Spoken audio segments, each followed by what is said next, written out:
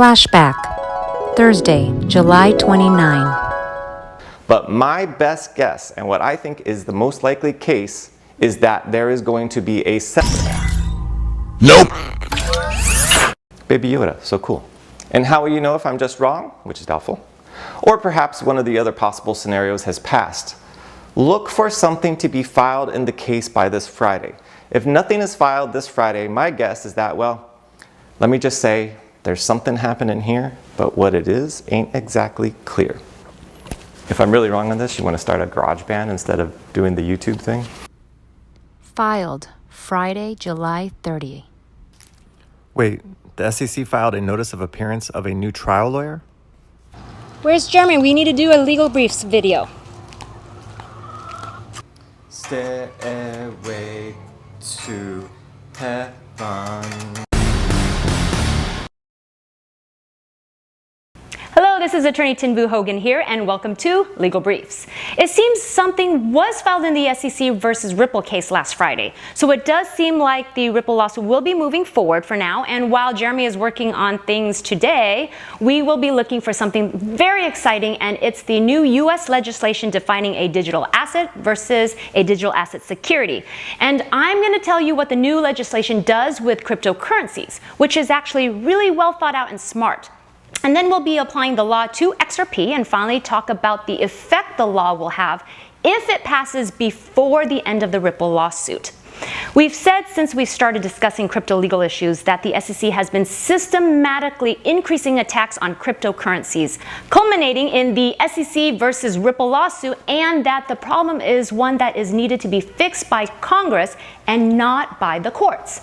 And after Congress sitting on its hands for years, it seems it has finally come up with a game plan. In any case, let's take a look at the proposed legislation, and here it is.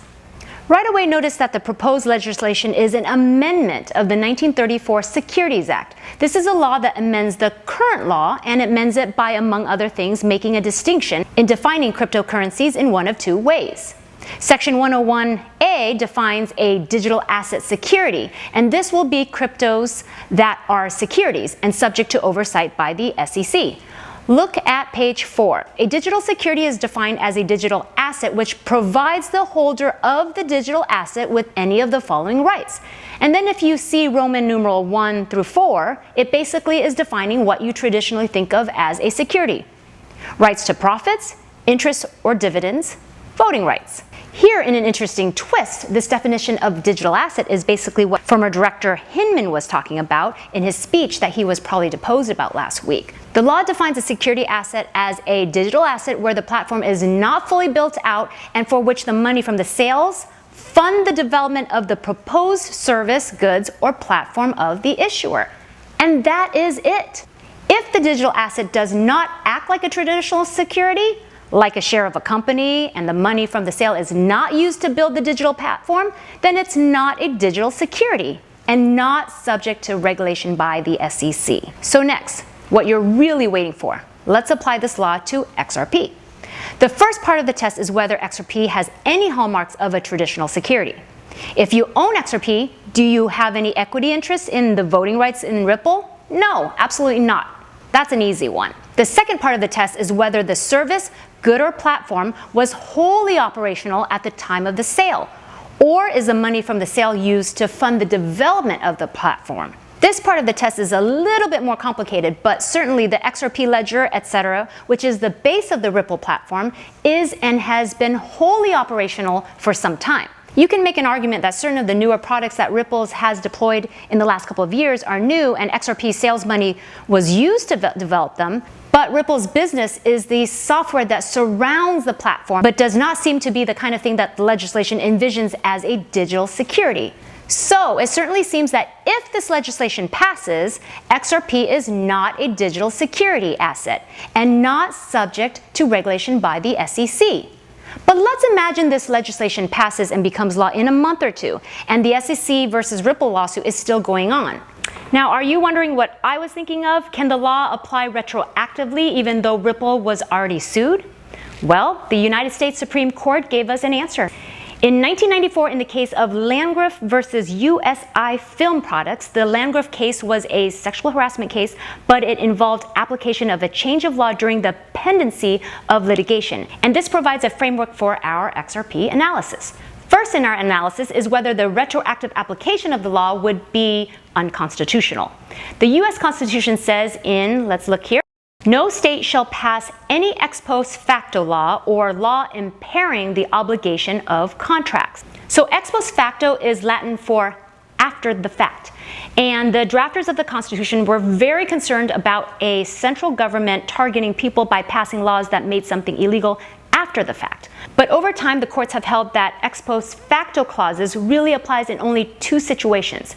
One, to criminal statutes, and two, where the after the fact law would impose greater civil penalties on the subject. So here, in applying the new law to Ripple's situation, we pass those two tests because one, the law is not criminal. None of the defendants were charged with a crime.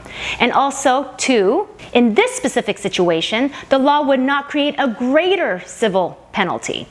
In fact, it would probably lead to the end of the lawsuit. And that leads to the next part of the analysis, which is to decide if Congress intended the legislation to apply retroactively. And from my review of the legislation, I didn't see that addressed. And when that is the situation, the Landgraf case tells us to look at the effect that the statute will have. If the law increases the party's liability for past conduct, it's not applied retroactively. And some parts of this law would increase liability, especially for exchanges, but as to whether XRP is a security or not, as we know from the analysis earlier, under this law, XRP, especially the current form of XRP, is not a digital asset security. So in that case, the new law helps Ripple, and therefore it will very likely be applied retroactively. This is especially true because, as you can see, the legislation is very smart that it only changes the definition of what a security is in the crypto space. The law doesn't change any of the reporting or registration requirements for securities in any way, and that is consistent with retroactive application because you are not changing substantive obligations, but only definitions. So our conclusion from applying this pending law to this SEC versus Ripple case is that the courts would likely apply the new law retroactively. Certainly the last few years of Ripple's business practices, XRP would be defined as just a digital asset and not a digital asset security, and therefore not subject to SEC regulation. This would mean that XRP is a digital asset and subject to regulation by the Commodity Trading Commission and not the SEC. And large parts of the SEC lawsuit would actually become moot. This bill was just introduced, and we don't know the time frame for passage or if it will pass, but it certainly clarifies digital assets in a common sense way. Thanks for watching and have a great day.